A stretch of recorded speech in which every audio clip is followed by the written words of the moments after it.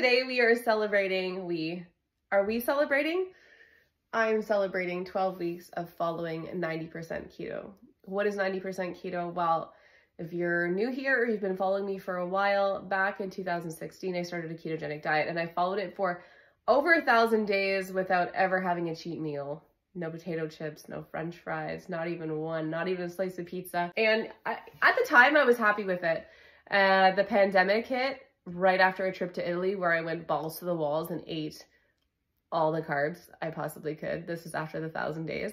And ever since then, I really struggled to get back to following a ketogenic diet.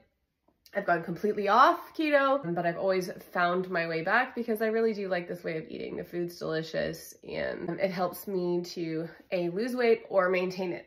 I came back to it, but this time around, I did not want to repeat lessons that I've learned in the past, which is that when you are too strict in something or too all in, you don't have a sense of balance. So it's not necessarily the best thing for your life as a whole, for your mental well-being or your happiness and that sort of thing. So I've always been seeking out this balance, and I've learned the lesson too many times that being too strict just ends in you quitting or being unsuccessful. I decided to learn that lesson once and for all and come back to keto, but not just keto, but 90% keto. And what on earth is 90% keto? That is where I follow a ketogenic diet 90% of the time. Essentially, 2 days a week, I put in my calendar 2 off-plan meal days for me, breakfast, lunch, dinner, whatever I want.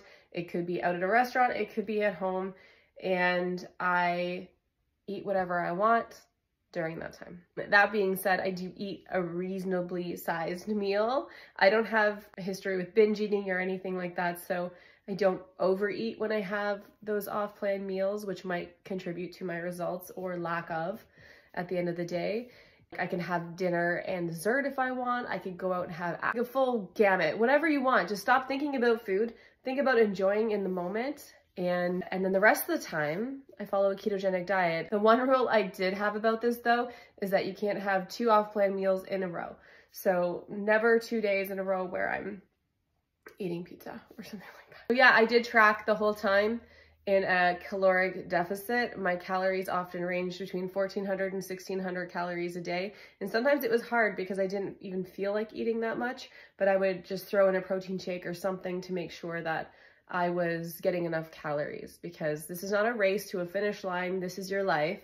This is your body. You need to eat and be healthy and maintain your muscle. So one thing for me, I tried to aim for about 125 to 130 grams of protein a day, which might seem like a little bit to you or might seem like a lot, but I seem to have maintained some of my muscle. You cannot see it, but it's there. I had lost 14.7 pounds in the last 12 weeks.